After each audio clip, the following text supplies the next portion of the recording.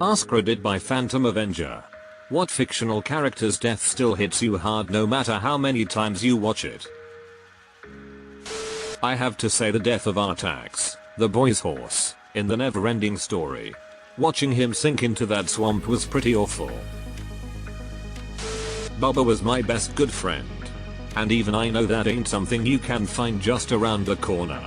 Bubba was going to be a shrimping boat captain, but instead, he died right there by that river in Vietnam. This is a good answer. Bubba was fictional, of course. But that statement really stings because we know that thousands of real Bubbas who aspired to occupy myriad professions beyond shrimp boats saw their hopes die in Vietnam, too. The Iron Giant. I'm still amazed at how absolutely devastated I was the first time I saw Iron Giant. I was so happy to see the screw trying to get out of the box. Every time I watch it, still gets me. The only people who don't cry at the end of the Iron Giant are people who have never seen the Iron Giant. Stoic the Vast, Chief of Burke, Hiccup's father, from How to Train Your Dragon. Fry's dog from Futurama. Another testimony to the fact that animators can be true storytellers, who don't always need words to get their point across.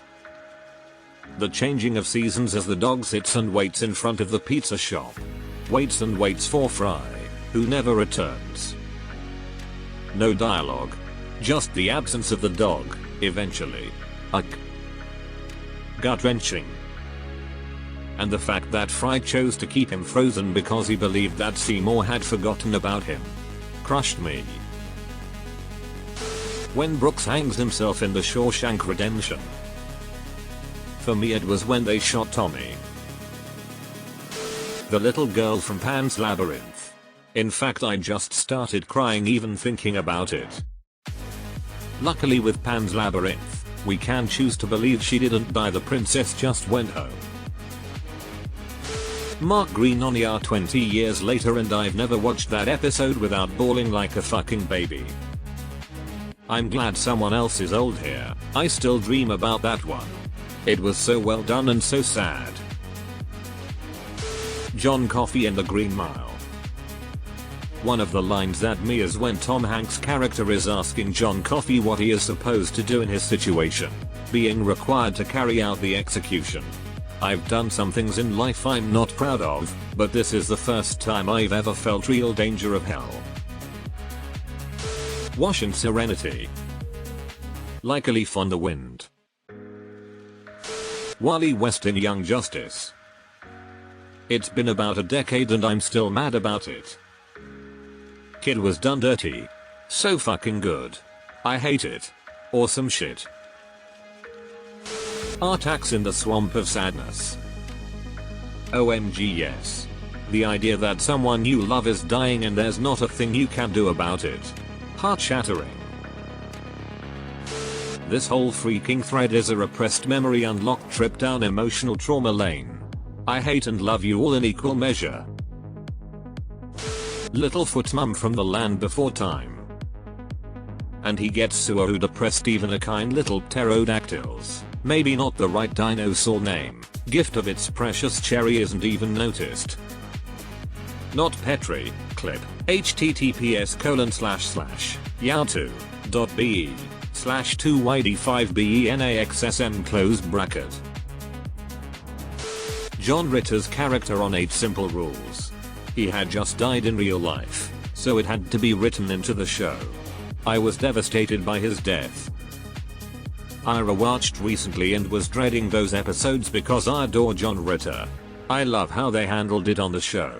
I thought they did a terrific job of handling a very sad situation. Captain Miller in Saving Private Ryan. But not necessarily the scene where he dies, more the scene where old Private Ryan is crying. I guess it wasn't Private Ryan crying. https://www.yahoo.com/watch?? Visit galfen99n8 closed bracket at Miller's grave asking his wife to tell him he was a good man and he led a good life. Also when Medic Wade died, https:// www.youtube.com/watch?mark view fflhfg.view_57 crying for his mom. I was looking for Wade. Especially after how he said he regretted pretending to be asleep when his mother came home early. He just wanted to chat with her one last time. And how he realized he wasn't gonna make it, so he went, I could use a little more morphine. Brendan Fraser in Scrubs. That episode was hard, but not as hard as the organ donor arc. The dogs in Where the Red Fern Grows. I only have ever read the book and it brings me to tears every time. I could have gone the rest of my life without being reminded of Big Dan and Amp, Little Ann. Lieutenant Colonel Henry Blake from MASH. I must be old that this wasn't mentioned already. OMG. MASH is my favorite series. Henry's death was for sure painful. But that baby that died on the bus and then Hawkeye lost it, that hit hard. Moss Hughes. Not even so much his death. It's the funeral and his daughter. Every fucking time. It's so believable, which is why it hurt every single time. Stoic from How to Train Your Dragon. The guy had just found his long lost love, and the one that kills him is his son's best friend. Dude did the most dad thing ever. Finally had all he ever wanted. Almost immediately lays it down for his kid. You're as beautiful as the day I lost you. Uncle Iroh's son. He isn't even in the series but still gets me. Leaves from the Vine. Chucky's Finster actual mom from Rugrats. Mother's Day episode. It wasn't that fact that she was never present in the story. It's just how well done the writing was, and the imprint that she could have left in that episode. That episode was bittersweet. Still quite difficult to rewatch, let alone remember it. The I Want a Mom song from Rugrats in Paris still makes me tear up. Marshall's dad. My husband noticed the countdown early on, and we both thought it was the countdown to Lily being pregnant. Nope. Worst part is we'd both lost our dads just a couple months earlier, so that shock reveal was all too real for us. Mufasa. 6-year-old me and 28-year-old me both agree with this. Shelby from Steel Magnolias. Joyce in Buffy. That episode portrayed the unexpected loss of a loved one more authentically than anything else I've ever seen. Charlie in All Dogs Go to Heaven. Still cry at the end scene too.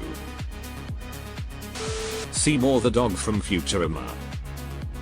I panic and cry just from that episode. It's not the death, it's the waiting, and the whole episode is like me waiting to watch him wait, and I think about every pet I've ever had and when I wasn't home. I can't. The episode that almost makes me cry is the one where at the end they find our Fry's brother kept looking for him. That ending, man. The 10th Doctor played by David Tennant in Doctor Who. I don't want to go. Usually Doctor Who is my happy place, but that episode gets me crying. I could do so much more. So much more. Literal chills.